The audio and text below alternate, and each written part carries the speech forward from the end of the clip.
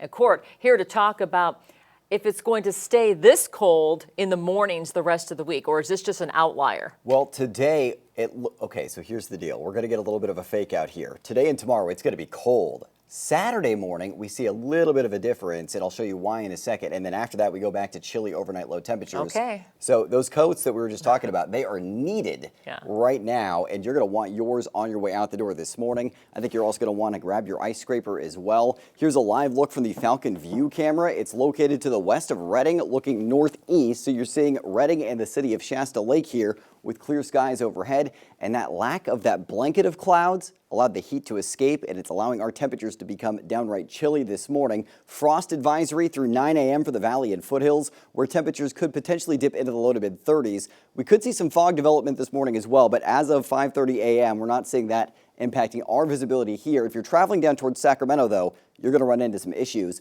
Meanwhile, mid 30s to low 40s in the valley right now, 30s in the foothills, and teens to 30s in our mountain zones at this moment. So you're going to want to bundle up on your way out the door and give yourself an extra minute to scrape that windshield. Winds out of the northeast up to around 10 miles an hour for the valley right now. Our winds will be strongest this morning up to around 16 miles an hour or so along I-5, and then not quite as strong for the afternoon, but still a bit breezy. Lighter winds then develop for tomorrow as those clouds increase. And here's a look at your hyperlocal satellite and radar. Clear skies overhead for Northern California right now. You're going to want the sunglasses as well as that ice scraper on your way out the door. High pressure building in the wake of those wet systems is what's driving these clear skies and cooler temperatures. But as you saw there's a low pressure area in the Gulf of Alaska. That's going to be tracking towards the Pacific Northwest over the next 24 hours. For today, we're left with sunny skies. But as that system moves overhead to our north, clouds fill in on Friday. Showers then returning Friday evening and continuing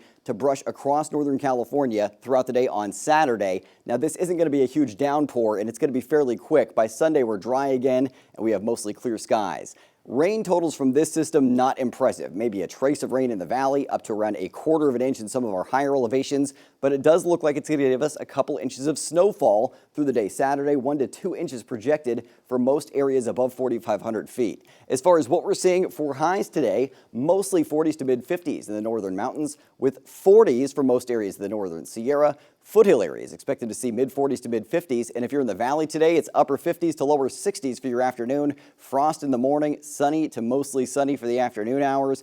And get a look at this, your Storm Tracker 7-day forecast where your weekend's always in view. We are cooling down a little bit with more cloud cover on Friday for Veterans Day. Temperatures then not quite as cold with more clouds overhead Saturday morning, but the chance for showers is on the way with low to mid 50s for your highs. After that, we'll clear out with 30s again Sunday morning. Highs, however, in the lower 60s, and our high temperatures will range in the lower 60s through the middle of next week, with overnight lows mostly in the 30s to lower 40s. So Kelly, the jacket's certainly going to be necessary for the morning, and it looks like the one time frame where you might need the umbrella again, Friday night through Saturday night. So just keep that in mind as you're making those weekend plans.